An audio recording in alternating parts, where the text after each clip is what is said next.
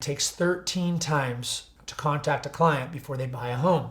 Over 80% of agents never make the third phone call or contact. Once you're making money, then start spending 30% minimum on marketing until you can get out of doing open houses, because the more efficient you become, the more your time is worth and the better you can scale your business. Here's another great tip that'll keep you in business.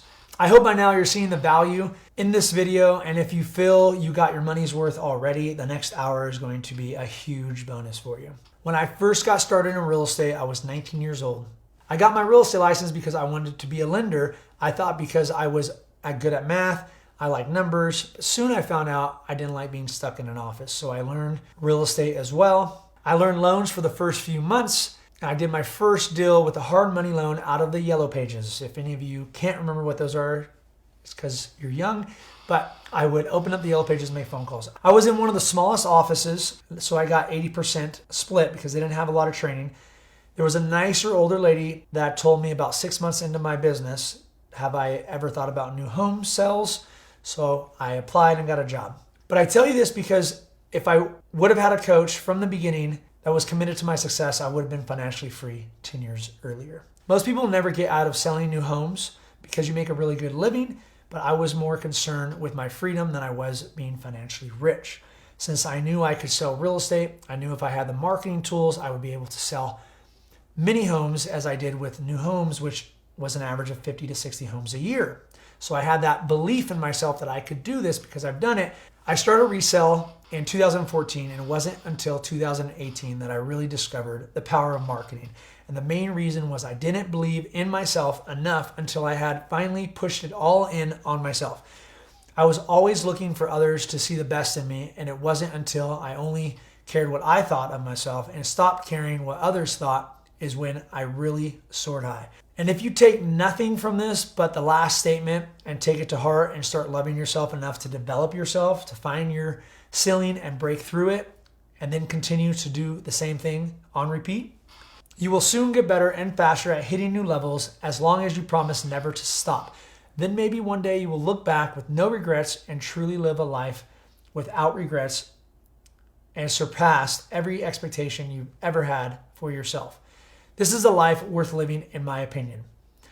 With new home sales, I only got paid about 1%, so I did 3 times the work, but they did all the marketing. It took me about 4 years of doing it the hard way before I started investing money into marketing and doing it the smartest way.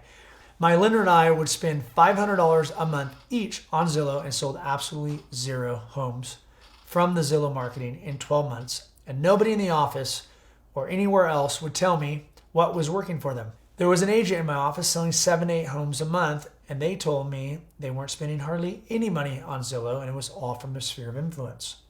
Come to find out later, they were.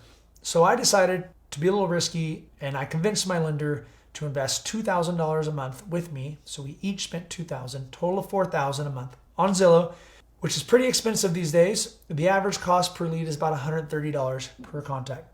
The information I'm telling you right now is priceless and is extremely hard to get. This just alone will take you to any level you want to be. For every $2,000 in marketing we were spending through Zillow, I was personally selling 1 house.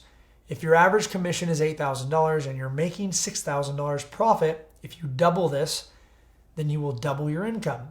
Now there are places to spend your money on marketing that will be a lot less expensive. We'll go into that in more detail depending on your situation in the coaching program.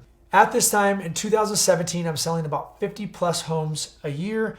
And in 2018 is when I have people I know getting into real estate that I told I would help them.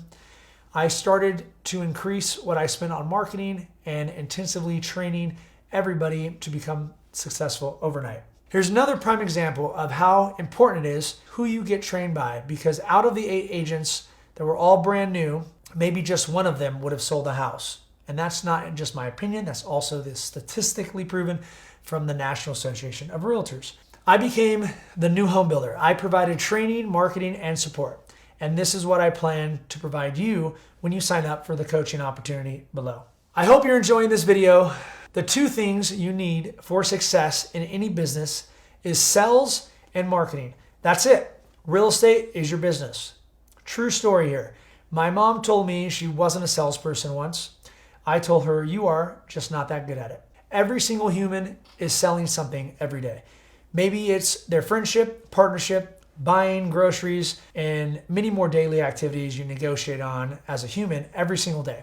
The biggest one is your time. Most people get comfortable and don't progress, and this is why 20% of the agents make 80% of the money. If you would like to be part of the top 20%, you're on the right track by finishing this video. I'm also going to tell you how you can get coached one-on-one from me personally on a Zoom call every week. This again is priceless. You will see the substantial growth. I hope you are pumped up as I am by now.